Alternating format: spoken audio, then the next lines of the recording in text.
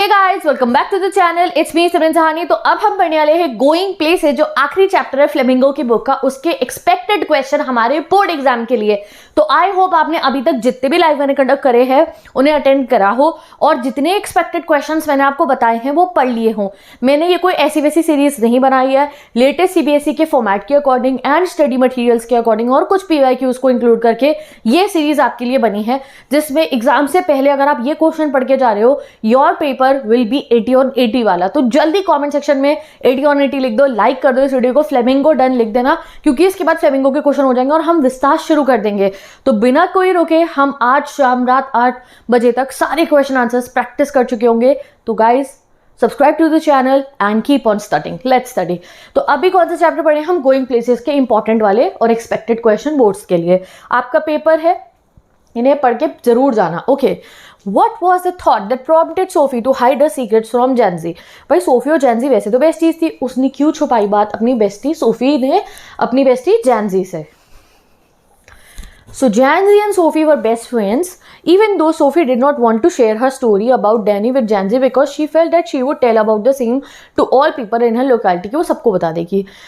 And she did not want her secret to being spread in the whole neighborhood. बहुत simple question है, ठीक है। What were the indicators given in the chapter that reveals Sophie's socio-economic background? हमें Sophie के घर की family की situation के बारे में कैसे पता चला? तो Sophie belong to a middle class family. Her father had to work really hard to bring up the family member, यानी कि उनको खाना खिलाना एंड बाकी खर्चे करना, and could not afford a decent home for them. Her brother Geoff also worked as a mechanic immediately after giving school to support his family. Even Sophie को भी जैसे ही स्कूल खत्म होगा बिस्किट फैक्ट्री में जाके काम करना होगा। There was a sound of applause as the world rose to greet them. Elucidate, ये कौन सी बात हो रही है? ये सोफी की डे ड्रीमिंग का एक किस्सा है, जब वो कहते हैं कि मैं और मेरा भाई बाइक पर घूमने जाएंगे और लोग हमारा स्वागत करेंगे। तो Sophie always dreamt of a life of sophistication and elegance. Geoff used to speak very less, and Sophie believed that he had his own world in which he was moving, which was far away. So she wanted to be the part of the world. She imagined being introduced to that glorious world by her brother, as she believed her to be most suited for that. She believed that one day she would accompany Geoff to the world which was waiting for her.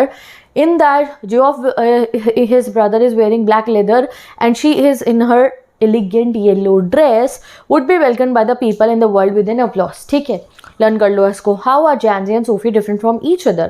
Although Janzi and Sophie classmate है, best friends है, their approach to life is completely different from each other. While Janzi practical and grounded है, Sophie अपने wonderland में रहती है and she invents in her imagination. She waited, measuring in this way the changes taking place in her. Resignation was no sudden thing. Explain. अब ये वो line है, ऐसे क्वेश्चन आएंगे पेपर में, एनसीईआरटी की लाइन को हाईलाइट कर देंगे, पूछेंगे एक्सप्लेन। तो ये वो टाइम है जब सोफी बेंच पे बैठी थी, डैनी का इंतजार कर रही थी। चलो पढ़ते हैं। तो सोफी वुडन बेंच पे बैठ जाती है एम ट्री के नीचे और वो इमेजिन करती है डैनी का आना, ठीक है, और एक्साइटमेंट में आती है। बट आफ्टर सम टाइम जब उसे रियलाइज होता है कि वो नहीं आएगा, she became sad, still she watches wishing Danny would come, ठीक है।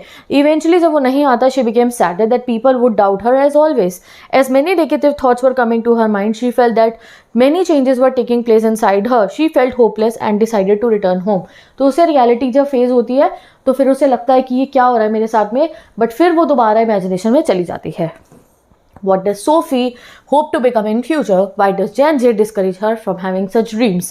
So Sophie wanted to open a boutique. She thought that it would be the most amazing thing ever. Alternatively, she wanted to become an actress also and work in a boutique as well. ठीक है, एक और dream थी उसकी, एक fashion designer बनने की। Janzi on the other hand बहुत प्रैक्टिकल है और उसे पता था कि उन दोनों को इन फैंटेसीज की जगह अपने लाइफ को जैसा जीना है उस पर सोचना चाहिए। She wanted Sophie to come out of her fantasies because उनको क्या चाहिए था, उसके लिए मनी एंड एक्सपीरियंस जो उन्हें नहीं मिलने वाला था। Do Geoff and his father believe what Sophie says about her meeting with Danny Casey? तो नहीं, ना ही Geoff ने भी कोई यकीन नहीं करता, ना ही उसके फादर ने बिलीव करा था about meeting with Danny Casey. At first he feels that it can't be true. He feels that Danny Casey would have been having a string of girls in various places and cannot be trusted.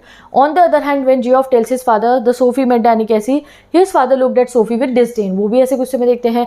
He ignores her totally. He thinks that it is yet another wild story. Why didn't Sophie want Jansie to know about her story, तो repeat हो गया question वही कि उसे fear लग रहा था कि भाई जो जैनजी है, ये जैनजी की स्पेलिंग गलत लिखी है, यहाँ ठीक लिखना आप, कि वो सबको बता देगी। What was the autograph riddle, could it be solve, तो ऑटोग्राफ की रिडल क्या थी चैप्टर के अंदर, तो वही जो उसने ऑटोग्राफ मांगा था। तो on the first meeting Danny Casey at Voicey window Sophie asked for his autograph for little Derek, Derek कौन है, सोफी का छोटा भाई, but neither had a paper और a pen. For the second meeting Danny never shows up because it was all figment of Sophie's imagination and her desire to be loved. In her despair, she again imagined Danny again. Is it natural for teenagers to have unrealistic dream? How does Sophie fit into this? तो yes, teenagers कई बार ऐसे natural big dreams रखते हैं.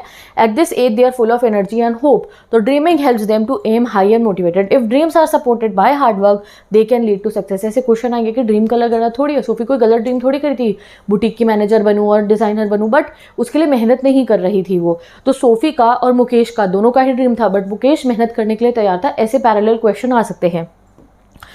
ठीक है जी, तो चलो आगे बढ़ते हैं। सोफी इज अ ड्रीमर, अच्छा इसका आगे है। She imagine owning a boutique and meeting the famous footballer player Danny Casey. She one believes her own made up story, when Danny does not come to meet her she feel heart broken, she lives more in fantasy than in reality. What's wrong with Sophie का dream, तो सोफी के dream में reality से वो दूर भाग रही है, वो गलत नहीं है, वो ये है कि उसके लिए वो मेहनत नहीं कर रही है। ठीक है जी, जैसे वो वहाँ जाके बैठ जाती है रादर देन कि वो जो है अपने करियर पे फोकस करे, अगर उसे रिच बनना है तो वो खाली वहाँ बैठ रही है पार्क में जाके, ये गलत बात है। Next question, what was Sophie socio economic background, तो उसका socio economic background lower middle class था। फादर और ब्रदर दोनों ही बहुत मेहनत करते थे। इन डिटेल से हमें पता चलता है हाउस स्मॉल है, मेसी है, मदर घर के काम करती है, कि वो रिच नहीं थे और उनका फाइनेंशियल कंडीशन सिंपल और लिमिटेड था। Sophie fits from one dream to another, what trait of her character is brought out by this action, कभी कुछ सोचती है तो कभी कुछ ड्रीम करती है। तो सोफी का एक ड्रीम से दूसरे ड्रीम में जाना उसका क्या कैरेक्टर दिखाता है, रेफ्यूज फ्रॉम रियलिटी, कि ड्रीम्स उसके नहीं कि उसका मन है, ड्रीम से वो अपनी रियलिटी से भाग रही है। सोफी इज इनक्योरेबल एस्केपिस्ट, ये लर्न कर लो इसके लिए लाइन, एस्केपिस्ट भाग रही है, वो जो चार्ली को कहा था ना उसने सैम ने कि तू भाई भाग रहा है रियलिटी से, वैसे ही काम सोफी करती है। Who does not want to come to her dream land. Why does Jansie want Sophie to be sensible, वो क्यों कहती है सेंसिबल हो जा, क्योंकि जैनजी को सोफी का family background and financial position पता थी, उसे पता था कि उन्हें बिस्किट फैक्ट्री में काम करना है, तो इसलिए उसने कहा कि भाई तुम्हारी जैसी ड्रीम्स के लिए बहुत मनी और एक्सपीरियंस चाहिए, तो तुम ऐसे मत सोचो। ठीक है जी।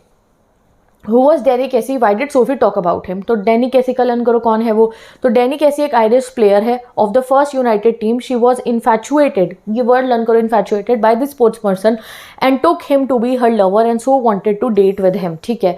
Y was Sophie and jealous of Geoff का साइलेंस, क्योंकि जो है सोफी के दिमाग में इतनी अलग अलग कहानियाँ चलती थी, तो जब इसका भाई चुप रहता था तो उसे लगता था कि वो कोई सीक्रेट है अपने पास रख रहा है और उसको वो चाहिए था कि भाई मुझे पता चले क्या है वो।